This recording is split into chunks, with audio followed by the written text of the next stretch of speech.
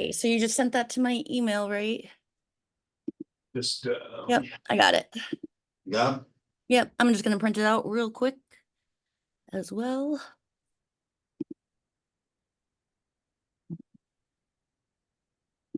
yeah. Alrighty. Yep. All right. Let's see, where are you now? So you got, Yep. Oh, I lost you there on the thing though.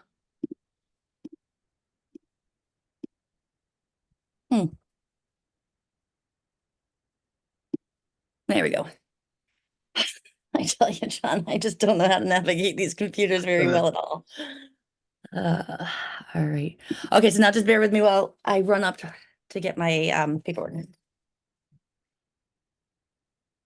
Hey, Sean, did that print out up there for me? Okay.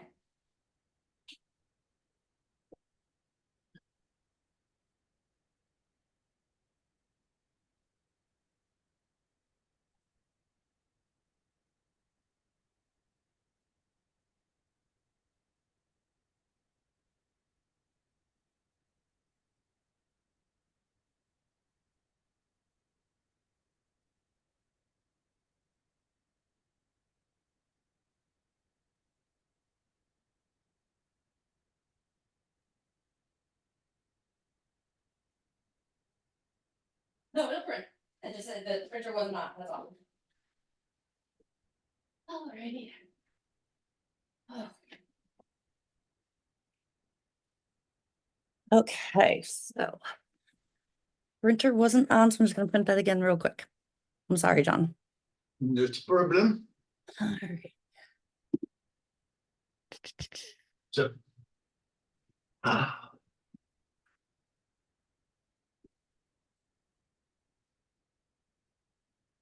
So you've got the documents, right? Yeah, I got the documents and Sean's gonna run them down to me when they print upstairs. Okay. All right. So you got the 5-page standard purchase and sale agreement, Greater Hartford. Yep.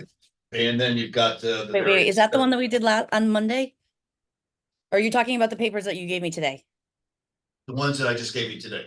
Okay, I don't have them in my possession yet. They're printing upstairs. They're printing on my printer, but they're coming. Oh, well, But I can look at it on the other thing. Look at that. I'm gonna try to use 2 screens at once, Sean. All right, it's in front of me. I got it. all right. All right. So the first time, the reason I do the 5-page purchase and sales, if you're doing a Hubbard, whether my house, I need to sell my house to buy your house, and my house is not currently under contract, or the other alternative is I need to sell my house, but my house currently is under contract. In either case, Okay. the buyer needs to sell property in order to purchase. Mhm. So the first time you would reference that on the purchase and sale agreement would be page 2 under the mortgage contingency number 5. And after you would be filling in all the mortgage, the interest rate and the amount and the kind of mortgage, et cetera, right below that, it says check one of the following as applicable. And in our case, with a buyer who needs to sell a property, we would be checking the second box there, which says the buyer's ability to close is contingent upon the sale of the buyer's property. See attached rider. Are you there? Yeah, I'm looking at it. That's why you just can't see me. The split screen did not work out for me. I couldn't see the contracts very well. So we would be checking that box. All right. And then the other area with that on this agreement that we would be checking a box pertaining to the type of offer would be on number 18 on page 4, bottom of. Okay. And all right, I see it. Yeah. Yeah, so we would be checking one of 2 boxes. Under the writers section, number 18, we would be checking sale buyer's residence contingency, AKA Hubbard box, and we'd be going to get that form. Okay. If our buyer needs to sell the house first, but has not got it under contract as of right now, right? Mhm. So I have a feeling this is gonna happen with me with the client that I'm meeting either tomorrow or next week to sign a listing agreement and a buyer's agreement. Okay, Um, well, this may come into play for you. I think it That's will, yeah. Yeah. So that's what Yeah. that's why I was Hang on, saying. I gotta make some copies. No worries, I got you. Is that Nicole? No, it's Rachel. Sorry, I'm late. Oh, that's okay. What's up? I'm so late. I'm on Zoom. I've been It's up like since 7 o'clock. misjudged traffic conditions.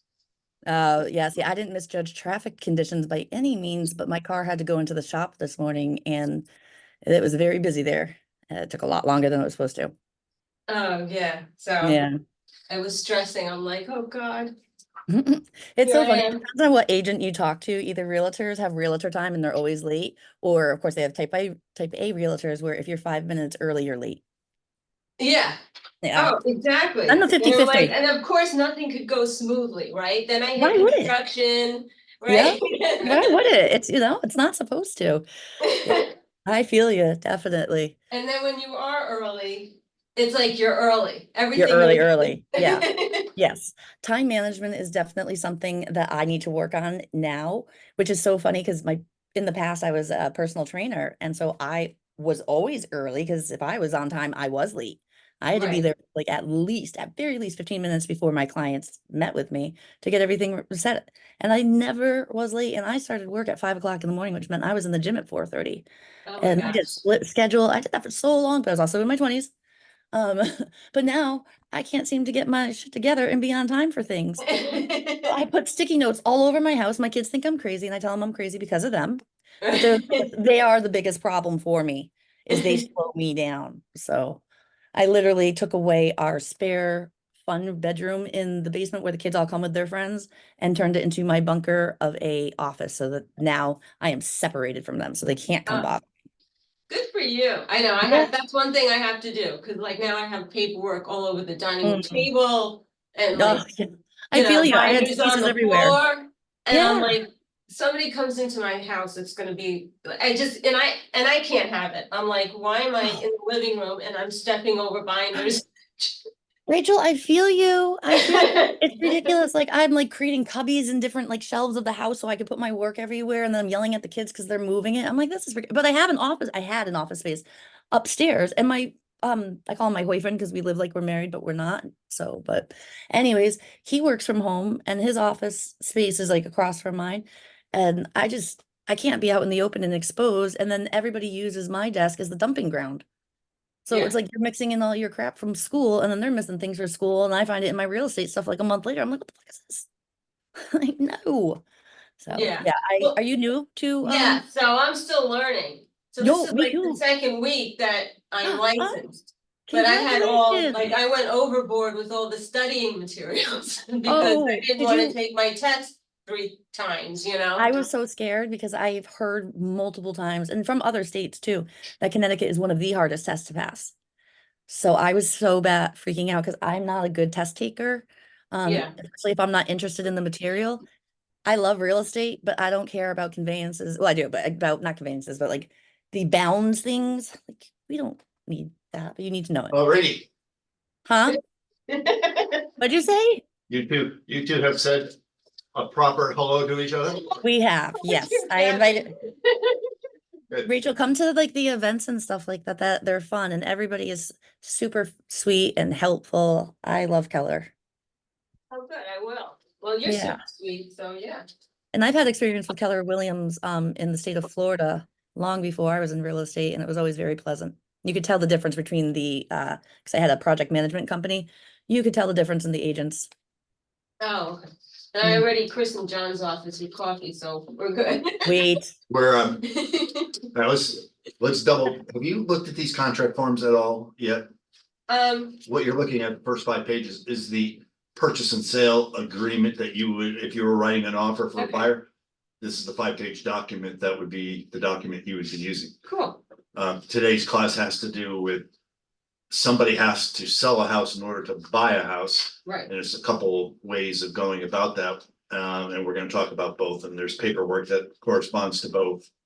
And the reason, well, there's a couple reasons, but one of the reasons why I provide the actual purchase and sale agreement is because if you're writing an offer that is gonna be subject to having to sell a house in order to buy a house, the first place you would reference it on this document is page 2. And at the very top, you got number 5, which is your mortgage contingency. And that's where you'd fill in the amount of the mortgage and the interest rate and all that. And right below that, it says check one of the following as applicable.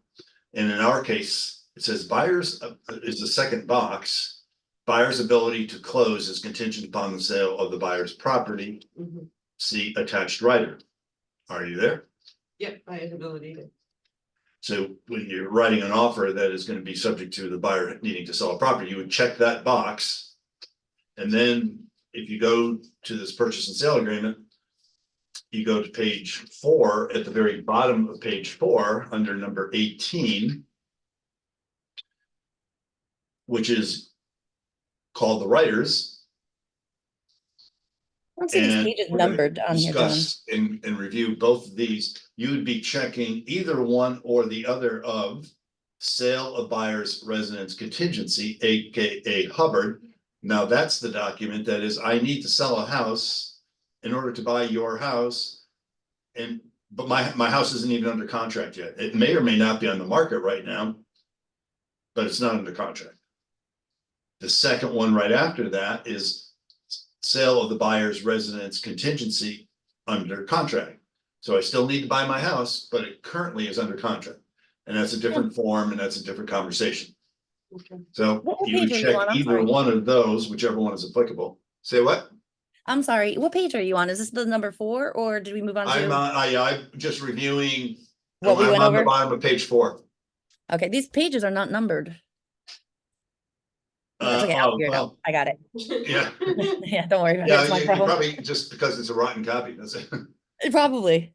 Yeah. I'll figure it out. I'm actually But pretty smart. the purchase and sale, the clue here is the purchase and sale agreement is a total of 5 pages. Yeah, So go it's to the just, very last page and then go back one. You'll be in good shape. I'll figure it. I got it. So I'm a poop show all the once time. we would be checking those 2 places on page 2 and then on the bottom of page 4. Now we can, and we're gonna double back and talk about the actual writing the offer at the end of our session, but we're gonna go right to for now, the sale of the buyer's property contingency, Hubbard. So this would be, Okay, our yeah, I got that buyer one. needs to sell a house and our buyer's house is not under contract, right? Yes.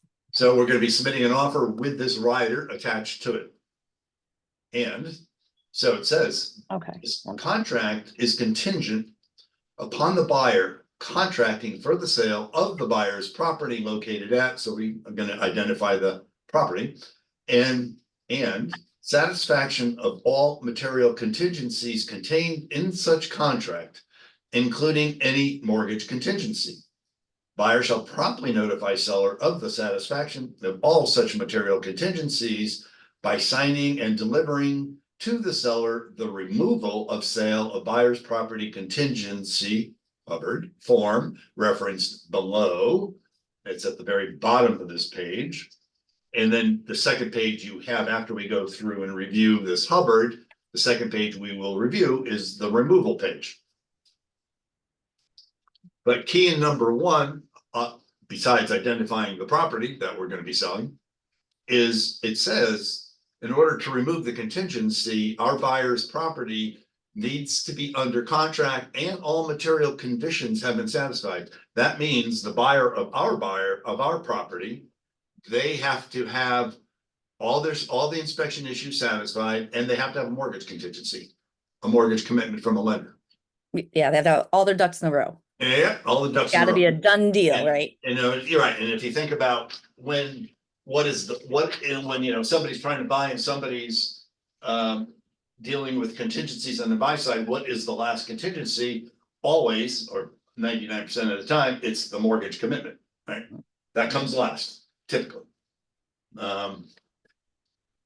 All right, so we go to number 2 paragraph here. Buyer promises and agrees to promptly list the buyer's property with a real estate broker and to otherwise use buyer's diligent and best efforts to secure such sale, keeping seller fully informed of such efforts.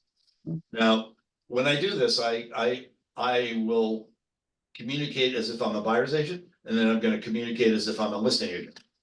Because they have two different roles, right? And it's 2 sets of conversations.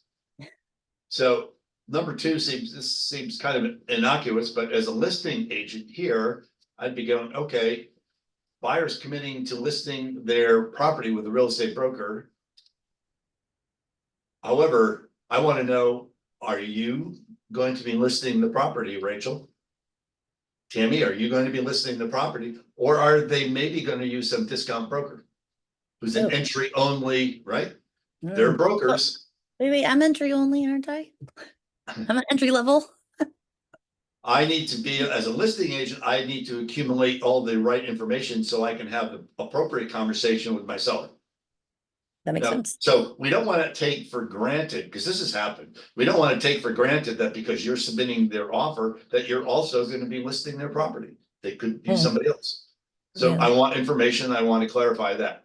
Then so they say, no, I'm going to list with Rachel, or I'm going to list with Tammy. And I go, okay, good. That's good. Okay. Mm.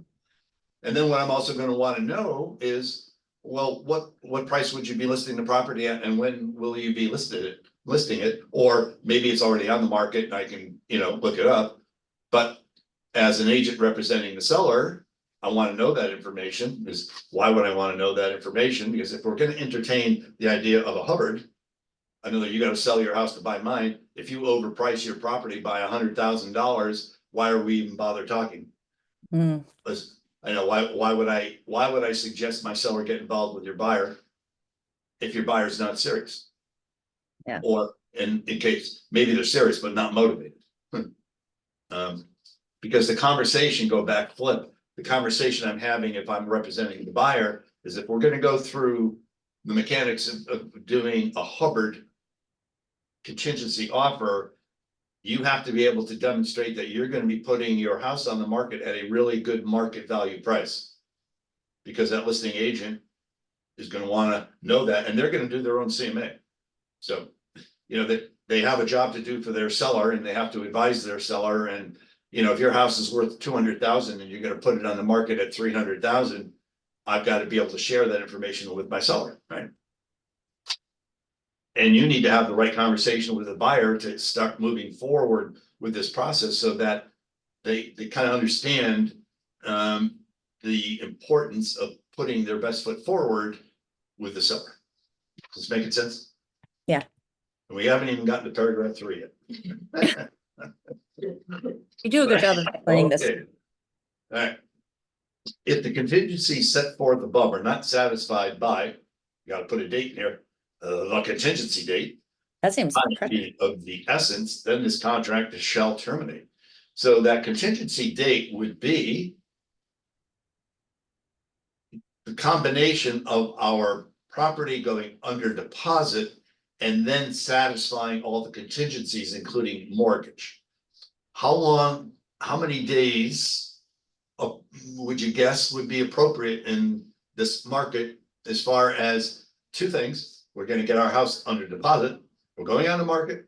We're going to get it under deposit, and the buyer is going to have all their contingencies satisfied. That's what this. I think it goes pretty fast. And by the way, this is not, trying to.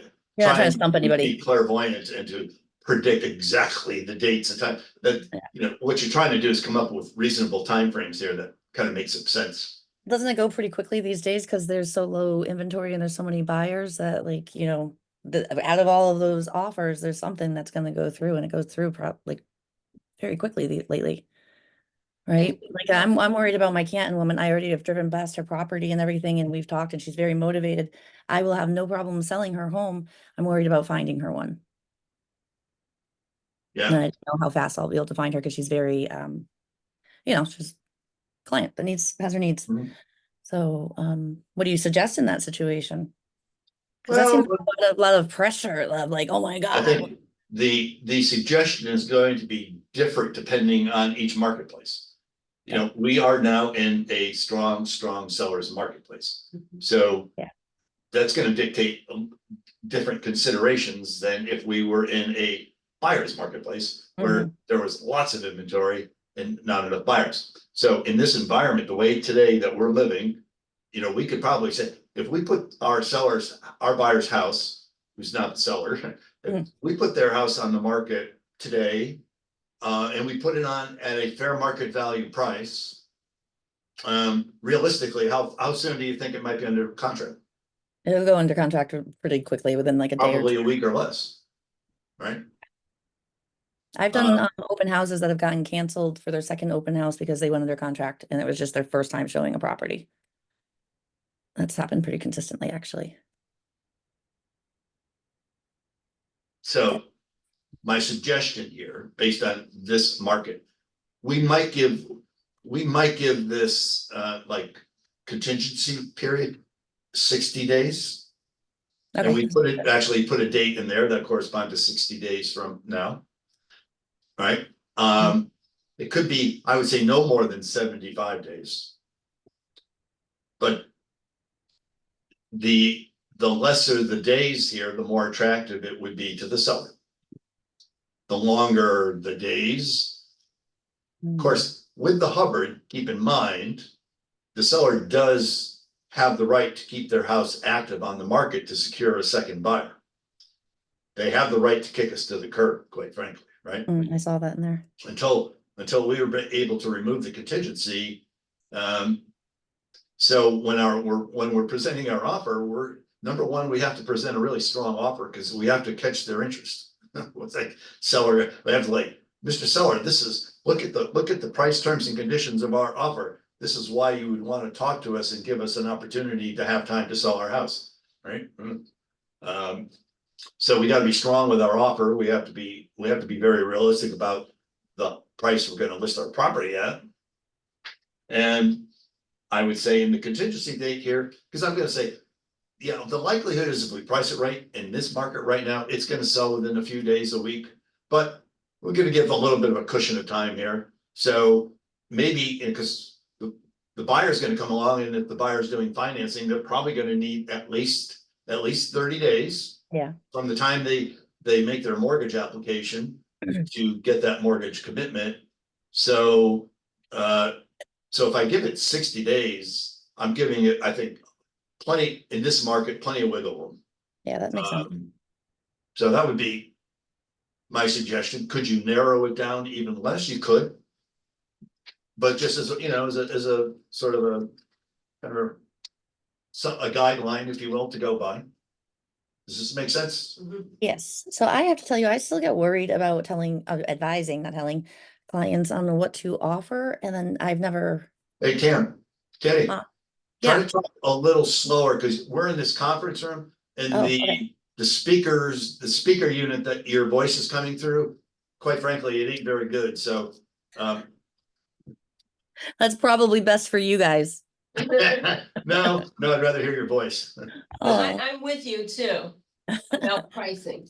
Yeah, no, I've not ever listed home, and the pricing, I'm still very scared about doing that because I don't want to overprice it, underprice it, and obviously I know what to do what the client wants, but I've not done that before, and that makes me nervous.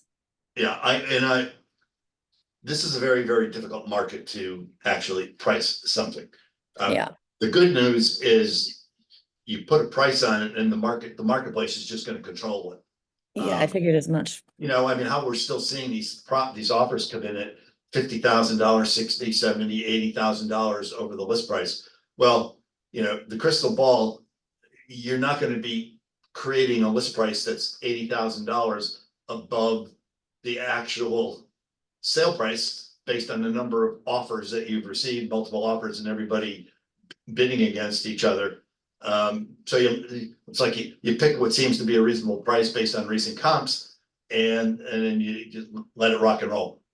Because the likelihood is, unless you really overprice it, you're not going to have to worry about underselling it, right? Yeah. Okay. So, and what I would also say is when it comes to the pricing, do your CMA stuff and then send it over to me and we'll talk about it and review it and, right?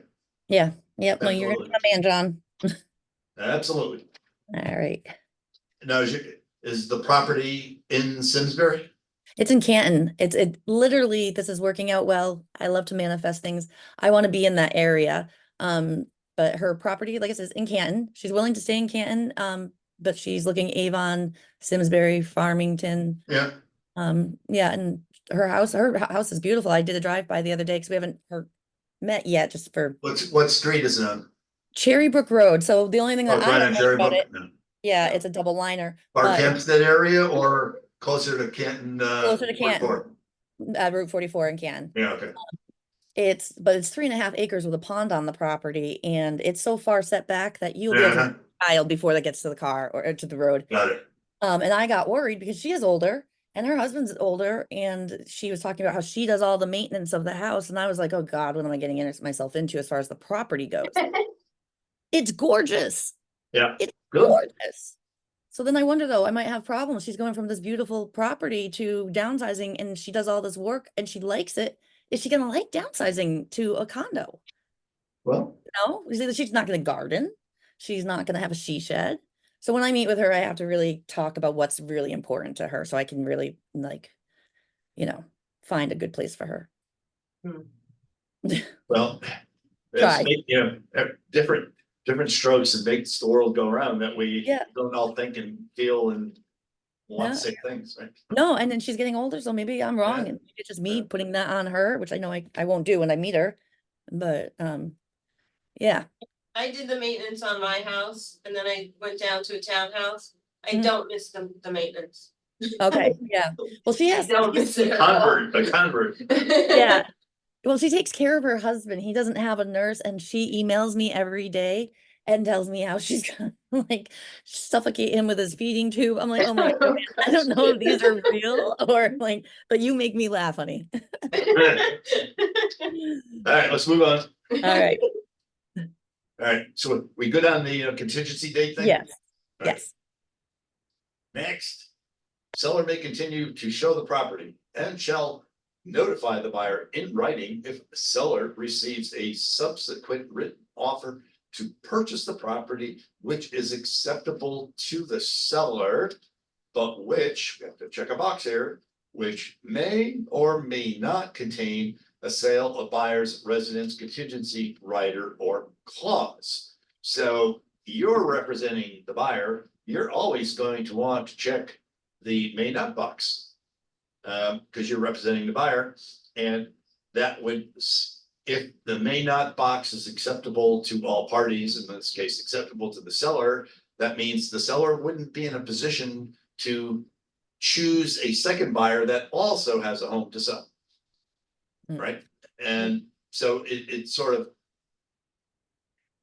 sort of narrows down the field of competition for our buyer, if that's acceptable to the seller. But the seller may very much want to negotiate that and may want to keep their options totally open, which case they may want the May box checked.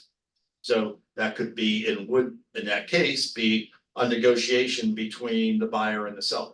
So you would want to have the conversation with your buyer at the time you write the offer that we're going to check the may not box. That may not end up being acceptable to the seller. We'll find out. If it's not acceptable to the seller, they're going to change that and they're going to want us to agree to the May box, which means that they could choose a buyer just like you who has a house to sell, right?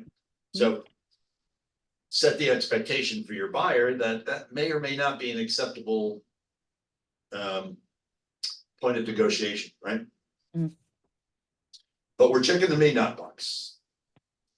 And then it says buyer shall have X number, got to fill in a blank, calendar days, time being of the essence, after receipt of such notice to remove the sale of the buyer's property contingency in accordance with the contingency removal below.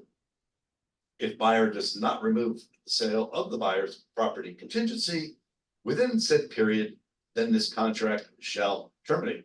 So let's say we're on the market. We haven't put our house under contract, or maybe we just went under contract, but contingencies aren't satisfied. But the seller now has gotten a second offer, and they've successfully, it's not just getting another offer, it's successfully negotiating a second offer. And let's say they've done that, now they're giving us notice that they have found that second buyer. And we either remove the contingency and move forward, or we don't. How many days, if they give us notice, how many days here would be appropriate, you think, once we've been given notice, to respond back to the seller? To respond? Yeah, respond back one way or the other. We can or we can't. Oh, I would think as soon as you can, Huh? right? As soon as possible? What? Wait, maybe I misunderstood the question. I'm gonna be quiet. Yeah, you might have. I don't know. I don't know. Maybe yes, maybe no. No, the seller, we've got the Hubbard contract. It's executed. We got our house on the market. But in a short time, the seller finds a second buyer who comes to the table, and they negotiate a deal that the seller wants to accept. Now they're gonna give us notice that they have got the second buyer. How much time? Oh, okay, I didn't understand. For our buyer to respond back to the seller, yes, I can move forward with you, Mr. Seller, and here's my proof. Or, you know what, I can't deny you the right to sell to number two.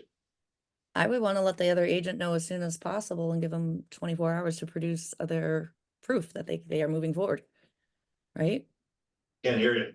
So Oh, I don't know what is wrong with my 24 speaker. hours. 24 Okay, I hours? said I would respond back to the agent immediately, letting them know that we have another offer that we're willing to take it, but are you guys able to move forward with the contingencies? And then I would say 24 hours to show whatever they're lacking. Yeah, I think what is fairly typical and standard response here is 3 days. Because Okay, it might be over a weekend, you need to talk to an attorney, it's a holiday, it's a whatever, okay, But the cool. reality is, if the seller gives you that notice, gives us that notice, we're either gonna be in a position to move forward or not. And what would not be acceptable to a seller would be having, 15, 20 days here, or some large number of days. Because if they've successfully negotiated with this second buyer, what's the likelihood the second buyer is gonna wait around a couple weeks to find out, right? So that would be really putting the seller at a disadvantage. Although maybe So- not in these days, those buyers will hang on. If they think they're gonna get a house in this market, people I think will hang on. Don't Yeah. worry, you won't look confused. Don't worry what I said. What's, yeah. Don't worry about it. Fine. Are we all right? Yes. Yeah. All right, cool. So no more 3 days, calendar days. And then other conditions, there could be some other conditions with Hubbards, but I very rarely see anything written in here, but you have some lines if there were to complete the clarification of some issues that buyer and seller would need to agree to in addition to what's here. Assuming there's not. Next language. If this contract is terminated pursuant to the terms of the rider, all sums deposited by the buyer shall be returned to the buyer, and neither party shall have any further rights or obligations under this contract. So we have signature lines and dates for buyers and sellers. And even though they're separate documents, what I'm going to tell you is that when you submit an offer for Hubbard, what you're going to want to do, whatever number page this is, and so it might be page 6 of so many, it might be page 7. There may be an inclusion exclusion form and a well and septic rider. So there might be a bunch of pages, but I would probably do this because we know the purchase and sale is 5 pages. I would go with this as being number 6. And if you're doing this number 6, you're going to attach the next page, which we're going to talk about right now, the removal page, and you would just number 7 of however many pages there end up being. Because at the bottom of the page, it says to remove this contingency, see removal of sale of buyer's property contingency Hubbard form. But it doesn't clarify how or what constitutes removing the contingency. So like, what's up? And buyers and sellers should be clear about that and the options at the time they agree to the deal. So you would attach, even though it's a separate document, just telling you, attach page 2 here, the removal page, as the next numbered page after your Hubbard page. And then we'll talk about that. We good? So we'll talk about this now. So we have the address at the top. We're gonna say let's in our case, we'll just number it page 7 of however many there ends up being. And we are identifying the buyer. And actually, all you really need, you don't even need to on this page. Yeah, all you need is the address at the top and the numbered page. Oh, okay. Because now is not when we're removing the contingency, it just states and stipulates how you go about it and what the options are if you are going to remove it. So no name? Yeah, you really don't need, no, so, because you're gonna be attaching it with your offer that has the name and all the other various pages that might have the name.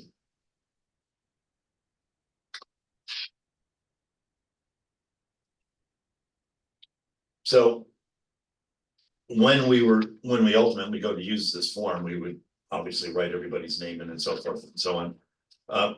And let's talk about the ways in which the contingency can be removed. Once the seller has given notice, or once the buyer has satisfied their particular contingency. Number 1 is buyer has a written contract with contingency satisfied. The buyer represents to the seller that the buyer has entered into a written contract for the sale of the buyer's property at their address, and all material contingencies contained in such contract have been satisfied, including any mortgage contingency contained in such contract. So literally, we would be providing them with a copy of the contract that we've accepted, redacting the names and the address of the buyers, because that's private information. But that would serve as proof that, yeah, we're under contract and our contingencies are satisfied, and we're giving you notice that we're removing the contingency and we're gonna move forward and buy your house, and you can't sell to number 2. Okay. Number 2 and number 3 we'll talk about together, then, well, I'll read them separately, then we'll talk about it together. Number 2, buyer has sufficient funds to close. So the buyer represents to the seller that the buyer has the financial ability to purchase the property, even if the buyer is unable to sell the buyer's property located at blah, blah, blah, and gives the following proof of such ability. So they got the money, honey, they could close, right? Number 3 says the buyer has obtained a mortgage commitment not subject to the sale of the buyer's property. The buyer represents to the seller that the buyer has obtained a written commitment for a mortgage as described in paragraph 5 of the contract, free of a contingency that the property presently owned by the buyer be sold. And attach a copy of that commitment from their lender. And either 2 or 3 could apply, right? And so the question I would pose to both of you is, why would somebody write an offer with a Hubbard contingency if number 2 or number 3 apply to their circumstance? In other words, why would you kind of muddy things up with a Hubbard contingency if you didn't have to? Just in case. What if you're not sure at the time that you did have or did not have this sufficient funds? Could be that. Did Could you hear be. me? Sorry. I did answer, but I don't know what's going on with my microphone. So I Uh, said, what if, so for box 2, I said, Yeah. what if you were sure or not sure you had sufficient funds? Yeah, I was kind of And- saying, yeah, I would add it just in case kind of thing, just to cover Yeah. yourself, right? Because people are crazy and they'll go after anything. Right, Yeah. or what if you haven't chosen a mortgage lender yet? But what if you're given a choice of 3 and you've talked to 2, you haven't made a choice? Could be. The primary reason why somebody would do it though is they want to buy time to get their house under contract as quickly as possible, so they don't have to carry two mortgages. Oh, okay. So if I can get the seller to agree to my Hubbard contingency. And I know that either two or three would apply to me and I want to buy that house. I want that house. Mm. But I'm gonna put the Hubbard contingency offer in front of the seller. Then I'm gonna get my house in the market, hopefully buy some time and get my house under contract. And then along that period of time, the seller may give me notice because they found a number two. But then now I can pull out my trump card. I can either provide them the documents with the fact that I have sufficient funds, or I can provide them with the document from my lender saying I don't have to sell my house. So you mean to get more offers? Not to get more offers, just to lessen the time I would potentially have to carry two mortgages. Oh, Yeah, that If makes I'm moving forward, sense. right? That So- makes sense. Such good sense. Yeah, it's a strategy. Mm-hmm. It's a tough market right now for a buyer to use that kind of a strategy. Mm-hmm. Because, you know, that getting a Hubbard offer accepted. Is tough, you know, it's It is.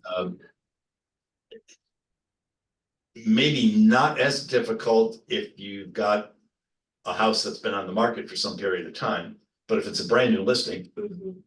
And you know, the flood of brand new listing and the flood of offers, and you're dealing with 10, 12, 15 offers on the property. The person Oh, that's okay. submitting the offer with the Hubbard contingency is Yes. not gonna be high on the list of attractive offers to the seller, right? Mhm. Yeah, So- now I get that. But nonetheless, you know, it's feasible that a buyer would want to take the strategy, try it out. Hey, you know, what's the worst case scenario? I suppose in a sense is the seller says, no, I'm not interested in Hubbard. And well, then the buyer knows that that's not going to fly and the buyer wants the house. So they write their offer without the contingency, without the Hubbard contingency. Yeah. But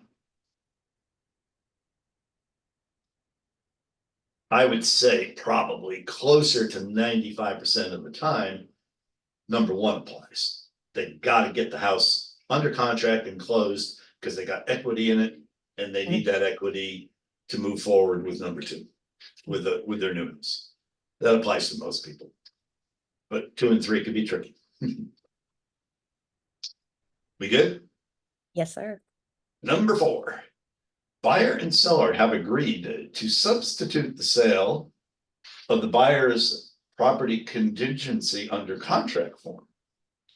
Buyer and seller have agreed to execute the attached sale of buyer's property contingency under contract form in lieu of the existing sale of buyer's property contingency Hubbard. So when might this apply? So we start our offer, a couple different scenarios here. We start our offer with a Hubbard. We don't have our house under contract. We get the deal accepted. Now we can put our house on the market. Now we get a buyer and we're under contract. But we have maybe weeks to go before all the contingencies are going to be satisfied, but we're under contract. Mhm. When we went to agreement with the seller, it was only a Hubbard. We weren't under contract. Now we want to change and substitute the under contract rider for our existing Hubbard rider. And why would we want to do that as the buyer? Well, the reason, which we're going to obviously talk about this document next, the reason, if a seller accepts the under contract rider, they don't get to keep their house active on the market seeking a second buyer. They have to put it under contract or under contract continue to show status, and they can only accept backup buyers. So That if makes our buyer now has our property under contract, it's gonna be in their best interest to float this out to the seller. sense. Mhm. No guarantee that the seller is going to accept it. Because the seller would have to change the status to under contract status. And chances are, when we're providing this opportunity to change the agreement from Hubbard to under contract, our buyer's buyer probably has just gone under contract, and they probably have weeks of contingency time left before they'll be, that the contingencies will be satisfied. And then we would be asking the seller to believe in the fact that we're gonna be in good shape over here, and we're gonna ask you to take your house off the market, and you're now going to agree to do that and wait around and see what happens over here. That's not necessarily in the seller's best interest. So, but your job representing the buyer would be to present the under contract form, ask to have it substituted, see what they say, see what they do. Oh, so it's the buyer changing it from Yes. Hubbard under, oh, okay, I lost that somehow. Make sense? Yes, it does make sense.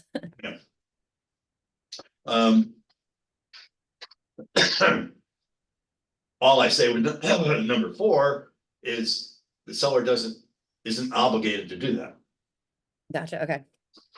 because, well, when we get to the under contract writer page, we'll talk about that to perhaps be a little more clear as to why it would be a disadvantage often for the seller to do. Number 5 could be something, I don't know, something unusual, different, specific, that some agreement that a buyer and a seller might make. So you have some extra lines here in case something unusual needs to be clarified, agreed to. Otherwise, you just leave it blank. Now, the language underneath says, the buyer understands that in making this representation, if the buyer hereafter fails to close because of the buyer's inability to sell or enter into a contract for the sale of the buyer's property, then the buyer shall be in default under this contract, and buyer's deposits shall be paid over to and retained by the seller as liquidated damages, as more particularly described in paragraph 12 of the purchase contract.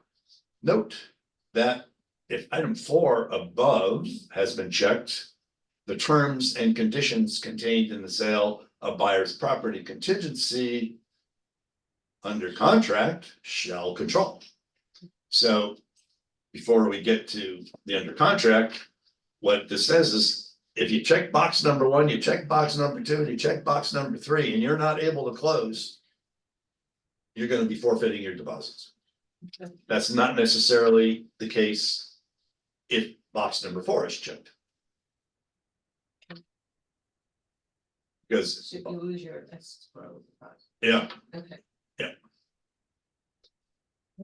yes, if 1, 2, or 3 are checked and you can't close, you're gonna end up losing your deposits, escrow. And if 4 is checked, you're just not necessarily going to lose your deposits because the language contained in the under contract rider will prevail. We good with this so far? Yes. And now we can go to the under contract.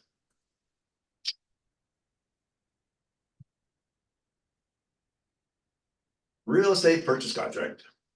Sale of buyer's property contingency under contract.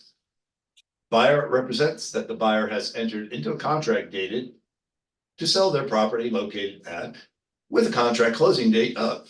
So it's just literally what has our buyers, what deal have they signed? What do they agree to? In the sale of their house. Buyer shall provide seller with written notice that the contingencies contained in the above referenced contract have been satisfied by such date, time being of the essence.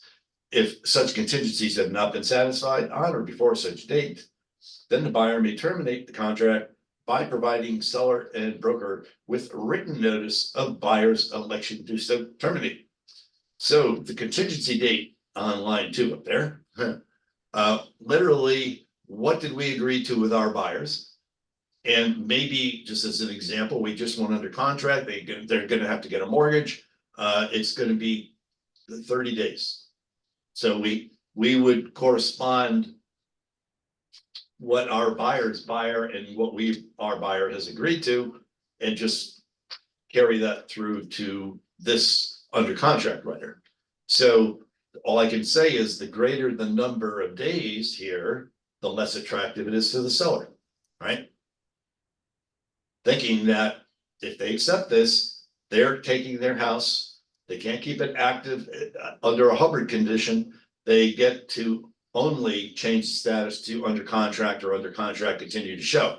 And then at that point, they can only seek backup buyers, they can't seek legitimate second buyers. Well, I mean, a backup offer is legitimate, it's just. So, couple things here, if you are representing the buyer and your buyer just put their house under contract, let's call it your case coming up, Tammy, you Yeah, get your Joanne. house, you get your house on the market, she gets it under contract right away. And you got that buyer is going to have contingencies and a mortgage and inspections. And so, but immediately she's located a property she wants to buy. She's gonna put that offer in, you're gonna put it in on her behalf with the under contract writer. Now, you might have 30 contingency days here remaining. But your job as representing the buyer is to do the best job you possibly can for your buyer, not educate the seller. And so you're gonna be submitting your offer with the under contract writer, which may or may not be acceptable. But your job would be, and to do the best job you could for your buyer, would be to submit the offer with the under contract writer, regardless of how many contingency days are here. So you're talking about that, like, so Joanne as the buyer who already has her house under contract, right? Yeah, Okay, good. Yeah. All right. and I I can feel tell like you I'm gonna be there are, calling you when I'm doing this contract with her, John, just to make sure I do it right. hey, what? I'm gonna call you when I'm doing Yes. this Oh, contract. absolutely. Yeah. Yeah. Yeah. You have Apple phone? Cause I'll FaceTime you. Apple. It's Apple. Do it. Yeah, I don't, I'm done. Well, I have you as a contact, you have me. Yeah, no, I was gonna, never mind. All right. She's gonna FaceTime you. Oh, Yeah, FaceTime me? thank you, Yeah, so I can see you. Okay. Thank you, Rachel. Sorry, Rachel's our interpreter Yes, he is. here. Yeah. Okay. All right, so. If the above referenced contract is in default or terminated on or before the contingency date stated above, the buyer shall notify the seller of such default or termination in writing within 24 hours. And either buyer or seller may terminate the contract by written notice to the other within 7 days thereafter. So back to your scenario, if your client's house is under contract, you put your offer through, it gets accepted, but now your deal falls apart. Hmm. You have to give notice to that listing agent of the condo that she'll be buying within 24 hours. And then the parties have to determine how they want to proceed. Because it's not an under contract status at that point in time. So they may still like the terms and conditions of your client, so they might just ask that it be rewritten with a Hubbard. Okay, That would be a likely scenario, but I don't know, at that point in time, either party could pull the plug too. Yeah. There are options. Hmm. But the key there is the 24-hour notice. Okay. If the buyer does not provide such written notice or elect to so terminate, then this contract will remain in full force and effect, free of this property sale contingency, unless the seller within 7 days from the date set forth in the previous paragraph gives written notice to the buyer and broker that the seller has elected to terminate the contract. If either party so terminates the contract, then all deposits will be returned to the buyer. And except as provided in paragraph 17 of the contract, the obligations of the parties under this contract shall end. In bold. Note that the contract associated with the writer remains in full force and effect as a valid and binding agreement unless and until it is terminated in accordance with the provisions of this writing. As a result, Any additional offers received while a contract including this rider is in effect may only be considered to be backup offers. So it's clarifying for everybody in bold that once this is agreed to, it has to change status, and the only offers a seller can accept would be backup. Okay. So this this under contract rider, if I'm representing the seller and you're representing the buyer and you provide me with the under contract rider and you have some sort of significant number of contingency days outstanding, like 30, 25, 40, whatever it might be, I'm gonna have that heart-to-heart conversation with my seller, as I'm obligated to, and probably be advising him that this is not a good idea for you. And now, circumstances, maybe, you know, the buyer might have some relationship with the seller may be totally cool. I mean, so there are these things that could play in, but you know, if the seller is just concerned about their best interest in the timing, their timing, and not being not having their opportunities restricted, they're probably not going to think this is a good idea. Now, they may like the rest of the terms and conditions that you wrote, but you have 30, 40 days left here. I might, as the listing agent, suggest to my seller, why don't we come back and ask it to rewrite this as a Hubbard? Right? I wouldn't necessarily, if I like the rest of the terms and conditions price, I wouldn't necessarily want to throw them to the curb. But maybe I'd be willing to, as a seller, entertain the Hubbard thing, because it's not totally restricting me and it's allowing me to keep my house on the market to potentially find a second buyer that would be suitable. Right? The lesser the number of days here, then it becomes a different conversation. So let's say your house property is currently under contract. You only have 7 days left for contingency. And you're writing the offer, presenting it with an under contract rider with only a remaining of 7 days for contingencies. I'm gonna have a different conversation with my seller and go, look, we like all the terms and conditions. We like the price. I spoke to Rachel. She's absolutely filled me in on the buyer and their buyer and their mortgage, and they're good to go. And they're like solid. The worst case scenario for us, Mr. Seller, is we would be putting your house, changing status from active to under contract, continue to show. Within 7 days, we're gonna know one way or the other. And based on all the information we have and the terms, price, conditions that they're offering, probably worth the risk to do that. Right?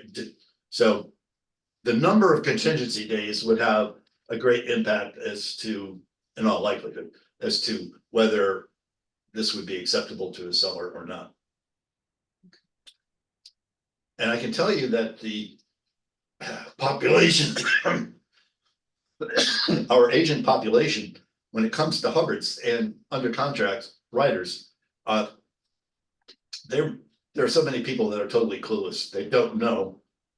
You know, they have these forms, they don't read the forms, they don't know. Like, for instance, I can't tell you how many times historically an under contract writer is accepted and the agent keeps the property active on the MLS and just ignorant, right? They think that this is a Hubbard. And it's like, where is the language here that says a seller can keep the house on the market to seek a second? There is no such language. So I end up having to call the broker of that company, informing them, and then they have to go in and change the status. So but your job is not to educate the other side. You're not going to lie or steal or, any of that, but you got a job to do for your client.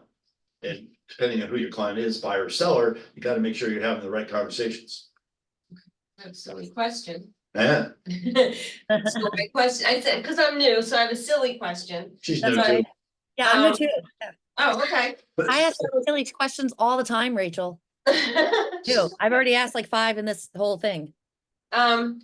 So is this a standard contract because it says Greater Hartford Realtors, or is this a Keller Williams? Because then it says Keller Williams underneath. Well, that's because I printed this from the documents you can find on Transaction Desk. Okay, That's the icon with the wolf. right. If you go to print a document from transaction desk, whether it's a Greater Hartford form or a Connecticut Association form, that will say, that'll have your name on the bottom of it, Yeah, okay, right? Whatever so, realtor association But you're the form itself is with. Greater Hartford. so then my next question would be, so then do other brokerages, agencies have this form because it came from Greater Hartford? If they're a Greater Hartford member. If they're a Greater Hartford The member? good news is there are a number of different associations of realtors in Connecticut, right? Hartford's the largest. Well, Connecticut is the largest because everybody that is part of a local board has to be part of the Connecticut Association. Right, This document is not necessarily available with other associations, except it's the same document that is available through Connecticut Association. And everybody has access to the Connecticut Association of Realtor forms. You might be an Eastern Connecticut local association member, but you also have Connecticut forms. You might be a New Haven member, they have their own forms, but you also get Connecticut Association forms. So Litchfield has different this stuff too. particular Hubbard document is available to everybody. okay, only because earlier you, like you said, well, if I'm the seller, this might not be appropriate. So it might not be a surprise to the listing agent, is what I was thinking. Yeah. Because they might have seen Oh, all the agents standard are gonna know document about before. it. Yeah, I'm they're gonna sorry, know what? about it.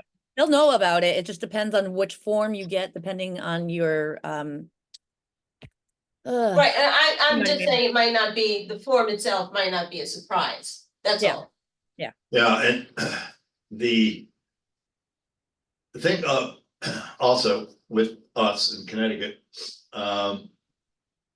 if let's say you're representing a seller, if an agent writes an offer on behalf of their buyer and they're part of a different association, they may provide their offer on a different form entirely, and you might not be familiar with it.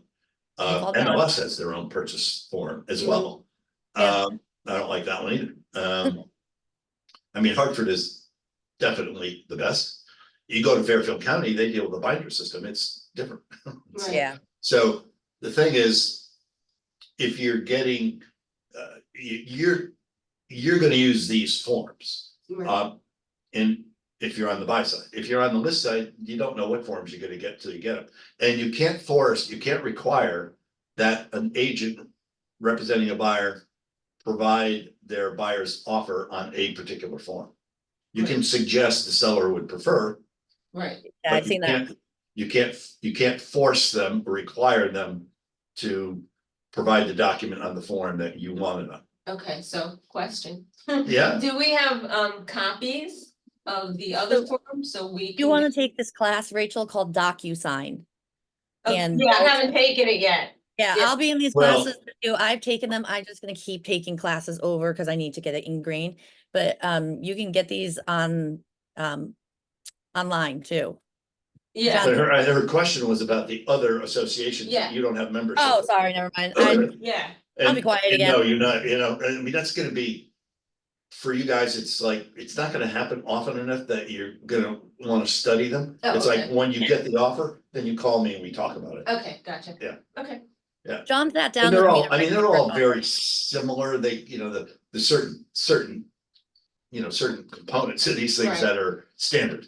But the way that they're treated and like this, the Hubbard form, this Greater Hartford, now Connecticut Association of Realtors adopted a couple of years back, they adopted the Greater Hartford form because they said, well, this is a good one. right, We're gonna use it too. okay, Because, I mean, I've seen people write offers. And all that language, all those pages we just went through and reviewed. I've seen offers where on the other conditions section of an offer, it'll be subject to buyer selling their home. right, okay, And it's like, what does that mean? Like, who, what, where, when, what, yeah, right, and way too loosey goosey. right, People need to Right, have yeah. some kind of structure, Right. you know. okay, Yeah. okay. Sorry that I thought. Anytime you get any of those documents, even our documents, and in Tammy's case, she's gonna be, if she's gonna end up writing up a Hubbard and whatnot, absolutely send it over to me, let me review it.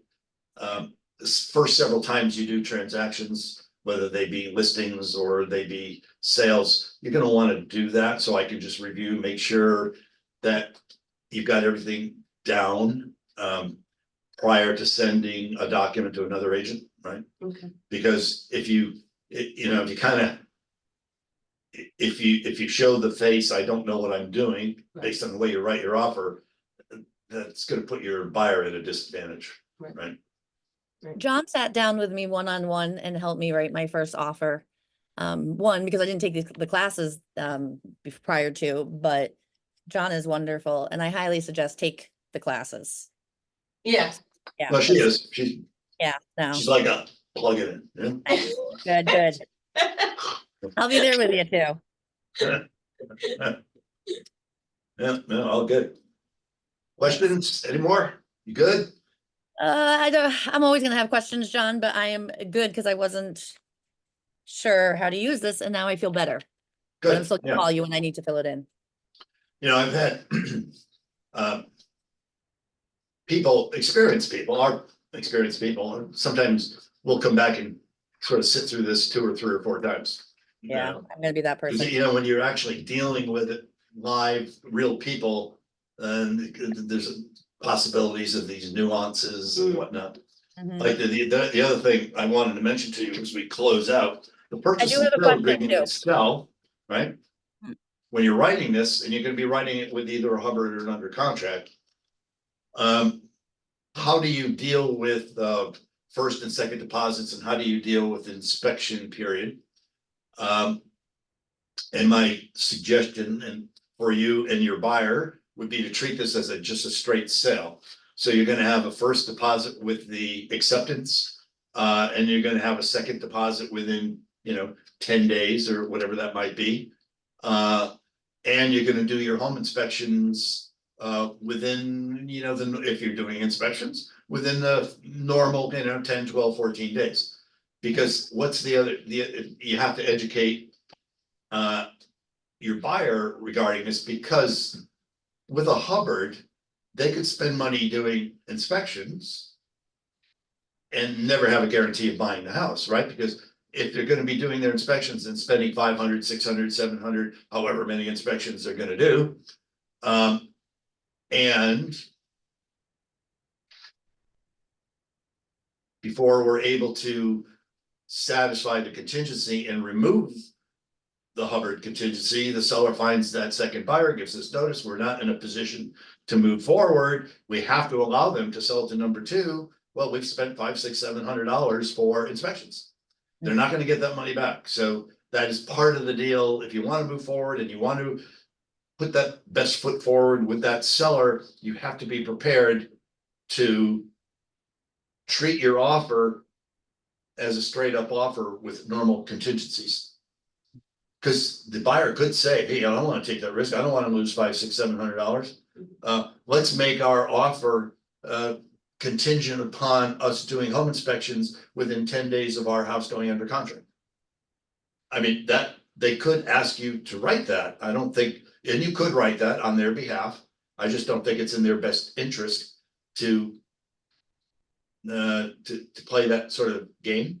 Because the seller, if you got inspection issues, the seller wants to know sooner rather than later whether any of those inspections are gonna hold up the deal, kill the deal, Right. or we're moving forward. So they're not gonna be so crazy about waiting 30, 45 days or however many days. Only to then to find out that we're not moving forward because something came up on inspections. Does that make sense? It does. Yeah. I have a question, and Rachel, I have a silly question probably. Okay, I am very old school and not good with techie, so, my clients that I've come across so far are the same as me. So we like to kill trees with paper contracts. How do you upload that? So, or do you always have to get it into electronic forms through like DocuSign? Well, eventually you will. I mean, if you do Yeah. all the PDF email, wet ink stuff, eventually all those documents that everybody signs will have to be uploaded Okay, into command. yeah, all right, I thought so. And I'm just to gonna learn get help, DocuSign. to get that help when you're at that point. Yeah. Well, number one, I'd suggest go to Rihanna's DocuSign class. I've been a couple of times, I'm gonna But she keep does going. that, I don't know, I think she does it weekly She does or it every every, week. she does, I've been 4 times. I'm just not techie. All right, girl. I'm not techie, John. I've been 4 Then times. call let's keep Rachel. going. I need an administrative assistant is what I need. The other thing is, I don't, if you're familiar with, you might want to write this down if you haven't already, is if you need help. 11 to 2, Monday through Friday. Yep. You can do a Zoom call live, go to KWLP support. .live, LIVE. The password, when it asks for your Yeah, one more password, time, but I did, oh, go ahead, say that one more time, sorry. KWLP, Keller Williams Legacy Partners, right? KWLP support. .live, LIVE. Live. I And haven't used that. they'll ask you for a password, and that's KWGH.